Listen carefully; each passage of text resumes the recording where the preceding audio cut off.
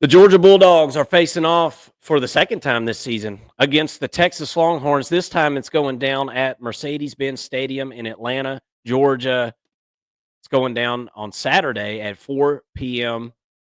It's the SEC championship, Mason. Texas's first year in the SEC, and here they are playing for the chip.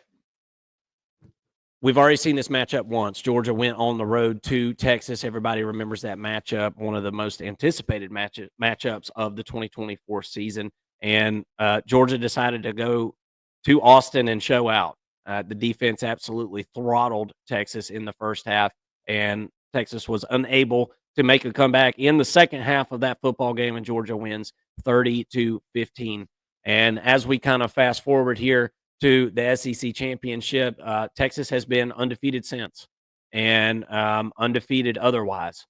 Um, Look, it hasn't been the toughest schedule in the world for SEC for Texas, and their first year in the SEC, they kind of pulled a nice little card there. I mean, it wasn't anything Texas did or anybody trying to do Texas a favor, but it just kind of worked out that way. Playing some of the bottom of the barrel SEC teams, Mississippi State, Oklahoma, right? Vanderbilt ended up just being like a 500 team this year. Florida ended up being a 7-5 team this year. Arkansas 500 team. Kentucky below 500. Texas A&M ended up with 4 losses this season. I do believe it was 4. And then Michigan, that was supposed to be a big game, but Michigan's team completely fell apart after last year. So nobody really, at the moment, everybody kind of watched that Michigan victory where Texas went on the road. And look, going on the road to the big house and winning is a big deal. And Texas, deserves some kudos for that. But Michigan isn't necessarily like a really awesome football team or anything like that. So able to win that one 31-12. This Texas team has got a different identity than the one that we saw last year, Mason. It's a defensive-led football team. Y'all see on the screen opponents' points per game, second in the country this year at 11.67. Yards allowed, third in the country, 247.5. That's unbelievable. 250 yards per game allowed. That's just absolutely outstanding.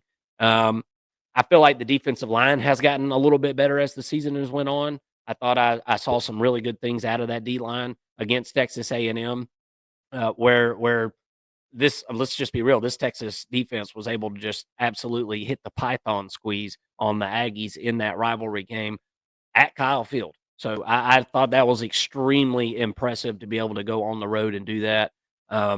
It's a defensive led football team, as I've said. The secondary is what's been so improved though.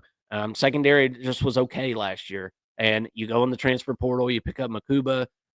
Taff has been a guy that was, I believe, he was a walk-on at one point, if I'm not mistaken, but has just really kind of grown into his situation there over the years in Austin. And regardless, he's been a great story, and he's been a really good player. It's not just a great story. He's made big plays for this Longhorns team this year. So I think that Texas has got one of the best teams in the country, even though their schedule has not been difficult. And the one most difficult game on their schedule, they lost by more than 2 touchdowns. I still think that this is one of the best teams in the country. Georgia, on the other hand, Mason, we've talked about it ad nauseum. You see the G, wrong side here. You see the G on my chest. I'm a Georgia fan. We watch all college football games. Mason and I watch between 12 and 20 football games every Saturday. But Georgia's our team, and we root for our dogs. But it's been an inconsistent year for our dogs, Mason. It's been really, really up and down. I wouldn't. A lot of people would say, and I think I would tend to agree, this isn't the best team that we've seen at Georgia over the last 5 or 6 years necessarily, but it is really good in different ways. And look, let's be real. Carson Beck, he went through a slump, and we rode his ass. All right, on this show, nationally, everybody rode his ass. Everybody was breathing down his neck, giving him a really hard time when he played bad. Well, it's time to give him his flowers when he plays good, Mason. He's got 11 touchdowns and 0 interceptions over the last few games. He's on a hot streak right now. He's absolutely killing it.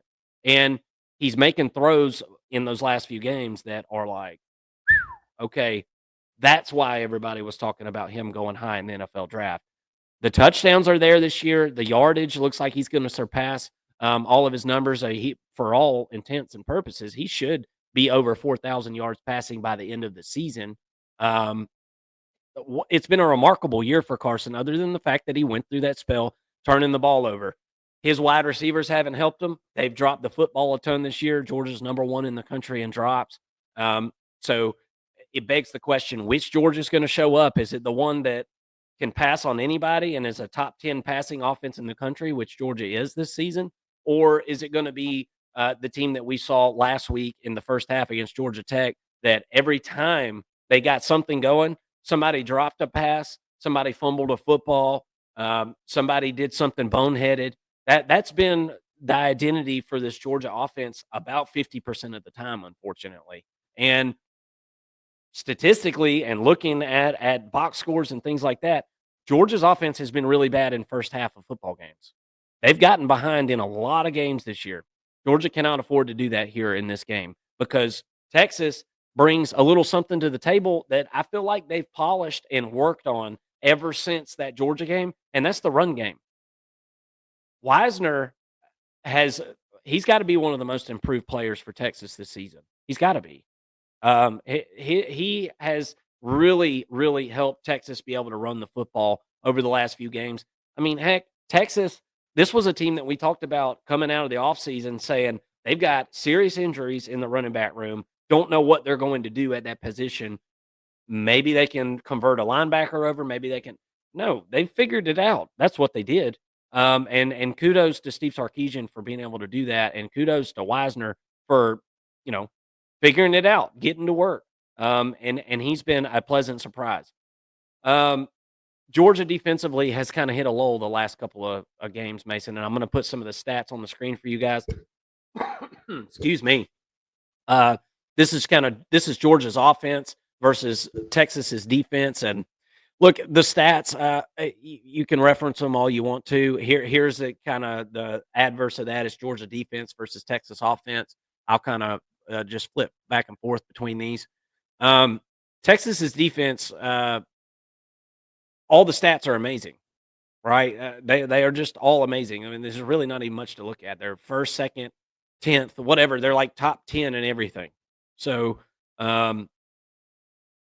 there's not much to compare there. But they haven't played the best offenses this year, Mason. I mean, they haven't played the best passing offenses for sure. So you can throw some of that stuff out the window. We all remember what happened in the Georgia-Texas game. Georgia was the beneficiary of some turnovers and some short fields. Texas was too. Georgia's offense was able to convert those into points. Texas's wasn't, and that was really the story in that football game, through and through. Georgia's got to figure out a way to be able to run the football here a little bit. Georgia's got to be able to run the ball for at least 100 to 125 yards in this game. I don't think Georgia's the same as some other teams where you've got to run it for 150 yards. But Georgia's got to have some kind of change up in this game. Got to be able to run the football a little bit. I think that Georgia can do that, but here lately when they've tried to do it, they've fumbled the football a lot. And Nate Frazier has been the guy that's done that. It seems to me teams have really pinpointed that whenever number 3 gets the ball, we're going for the strip. That's what it seems like to me. Nate is a young guy, a freshman, and he's still learning. He's still making some freshman mistakes, and it's going to be paramount in this game that the Georgia running backs are able to hold on to the football.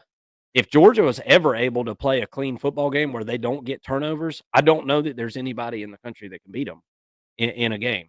But we haven't seen that. Georgia turns the ball over every single game. What do you think about this matchup, Mason? We've already seen it once this year. You know, there's the old adage, you know, it's hard to beat the same team twice. I don't know how true that is. You know, what are your thoughts going into this one? And then we'll give our predictions here. Well, you know, I went back and rewatched this game, and you know, the first time it was played, and one of the things that I noticed, one of my takeaways was that these offenses are not going to struggle like they did in that game. I just don't see it. You're not going to see as many turnovers. I think that some of the drop passes gets cleaned up a little bit. So, you know, going through and watching exactly what the game plan was, if if Carson was making the right reads. A lot of times I feel like Carson in this game was making the right reads, but not making a good throw. On the flip side, when I go back and watch Quinn Ewers wasn't making the right reads. He was missing guys that were open. On top of that, in particular, they had the double reverse, and then he went over the middle to Wisner and just missed him. And Wisner would have been gone for 40 yards, extended the drive, and Quinn just absolutely missed him. There were another couple of cases where he had a guy open, and he decides to tuck it and run. It's not clicking there. So to me, if I'm looking at the two quarterbacks, which there's going to be a lot made out of these two quarterbacks because both of them are at least projected to go into the draft this year. This game is going to be huge for their draft stock, make no doubt about it. But looking at both of these quarterbacks, I really like the way Carson Beck is playing right now. In the past 3 games, he's had 11 touchdowns and 0 interceptions. And after the Georgia Tech game, Carson Beck now leads the SEC in touchdown throws at 28. Now he's got 12 interceptions. Only one has come in the past 4 games, and that was one tipped ball that Ole Miss was able to get in that absolute beatdown that Georgia got. But my point is, Carson Beck is playing really good football right now. I've got Carson ahead of Quinn Ewers as far as how he's playing at this moment.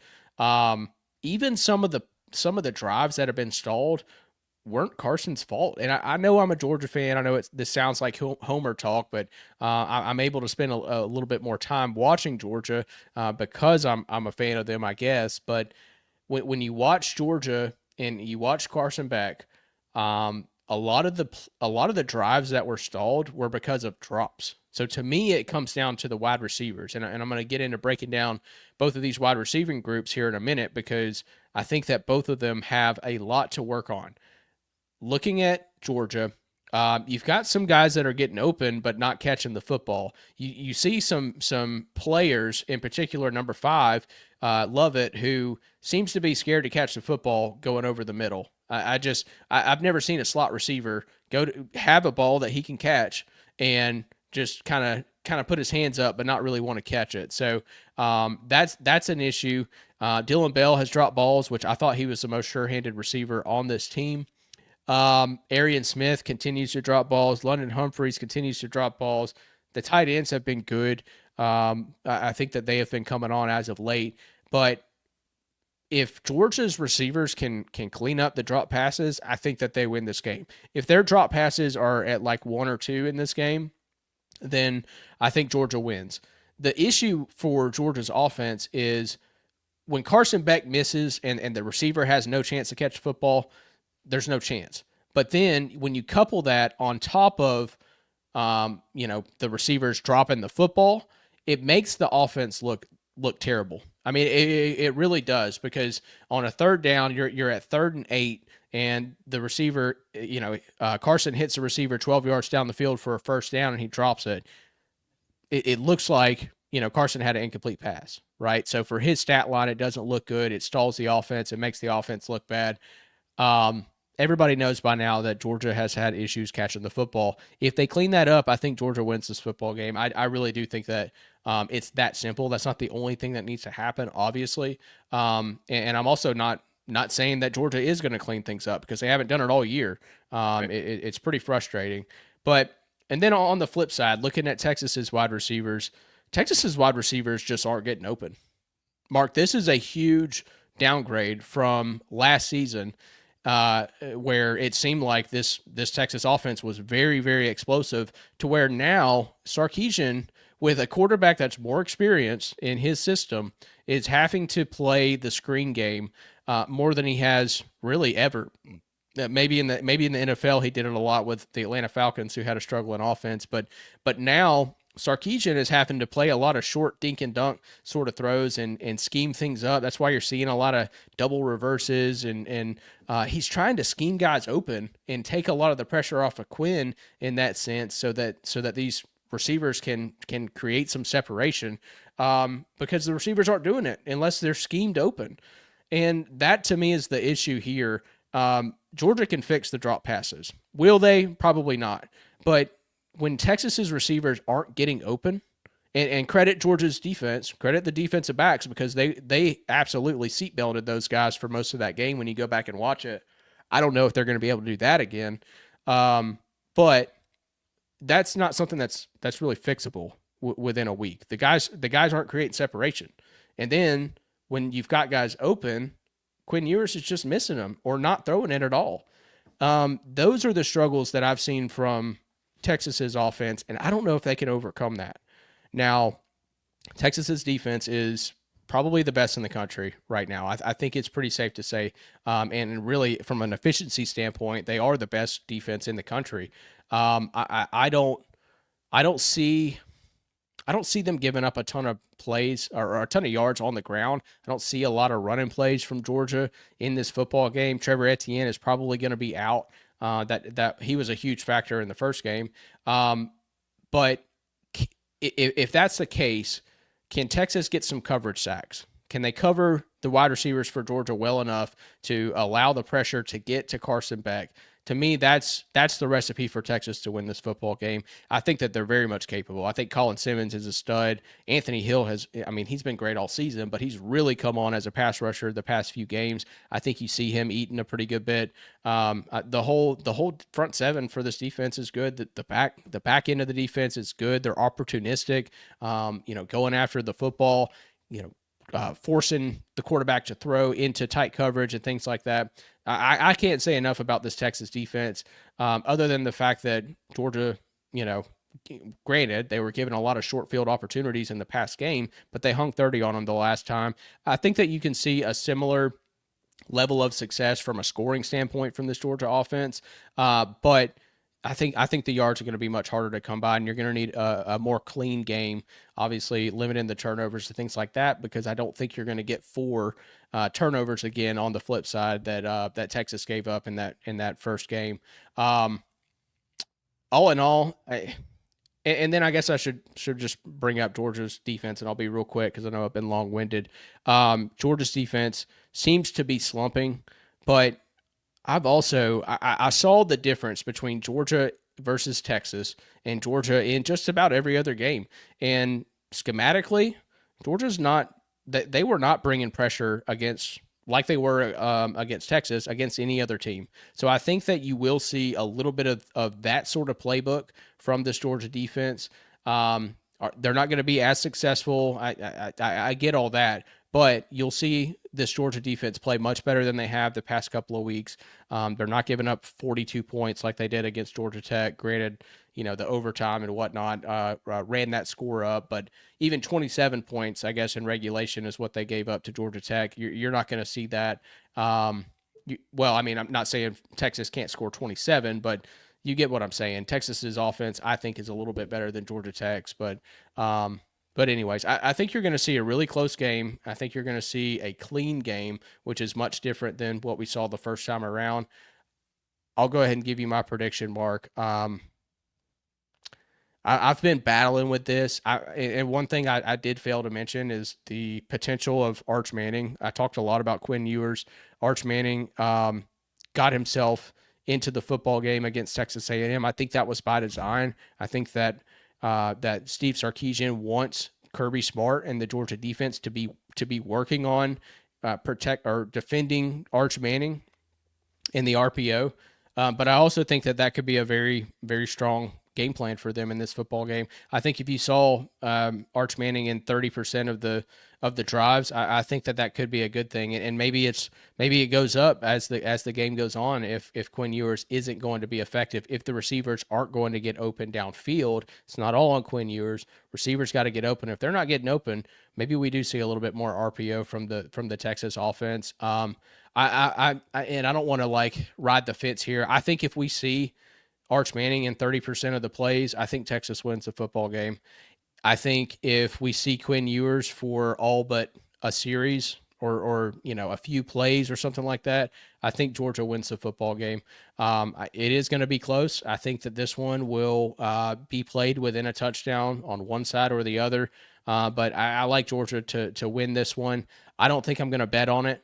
But if I had to bet, considering I've got Georgia to win at a 2.5 point spread, I would take Georgia and the points here. man, with the over under at 49.5, I kind of want to take the over. I think it is going to be a little bit higher score. And I think we get into a bit of a situation where both teams, whoever's down, feels pressed to score. And I could see this one getting up into the mid 50s or right around 60. Yeah, I could see that. I think that I think this one ends up being like 27-24, whoever wins it. Uh, I think Georgia wins this football game. I don't think this was a fluke last time we saw this. It went down in Austin. Um, Georgia shows up for these big games, man, and I think we'll see the best that Georgia has to offer in this game. Georgia has played many a games in this stadium that they're about to play this game in, and Texas has played a few there, but Georgia has a comfortability, all right, and they're driving 2 hours down the road. There'll be Georgia fans and Texas fans there for sure, but as far as Arch Manning goes, I definitely think he gets in the game. Um, and if he does he run for have a little success running the football? Yeah, I think he probably could. We've seen Georgia get ran on over the last couple of weeks a lot, specifically Haynes King and Georgia Tech. I think you see Steve Sarkisian throwing in some type of wrinkle there. But I'm not scared of Arch Manning throwing the football at all right now. So if it comes down to a point where Arch Manning's got to come in and throw the football around, he'll probably throw a pick or two because this offense is way too complicated. It I remember Quinn Ewers his first year in it, and he still has moments that leave me scratching my head. Don't get me wrong, but um, Steve Sarkisian doesn't like first year quarterbacks, and he's tried to get Arch in there and get him some experience this year, and I think they've done a good job doing that. But Arch, I think, could be an X factor in the run game. Georgia showed, every team has an issue covering running quarterbacks. I mean, pretty much every single team. Some are better than others. I think Kirby and them will obviously have a plan. Um, but I think Quinn Ewers gives Texas the best chance to win in this game. But Texas has got to be able to run the football in this game. I think that's what they were getting ready for last week. They're going to have to be able to run the football because if you're relying on Quinn Ewers and these wide receivers to win their matchups all game long, I just don't think it's going to happen. You're going to have some type of change up here. So whoever runs the ball for more yards in this game, I think wins it. And I think Georgia's going to be able to run the football a little bit in this game. I think Georgia's going to figure out a way to do that. I think Carson Beck has shown a propensity to be able to run here lately. We've seen it a pretty good bit. And he is not a little fella. I mean, he can get out there and run pretty good. So we're going to see that as well. And that'll be kind of a change up for Texas and something that really wasn't part of the game plan a whole lot whenever Georgia faced off with Texas earlier this season. So give me the dogs, man. If you're going to give me plus points in the dogs in Atlanta, I'm taking the dogs. And I just Kirby Smart has showed me his ability to be able to get his teams ready for these big games. And this ain't Alabama we're talking about here. This is Texas, and Georgia really, I think, kind of proved a point and probably left a little something in the minds of some of these Texas players.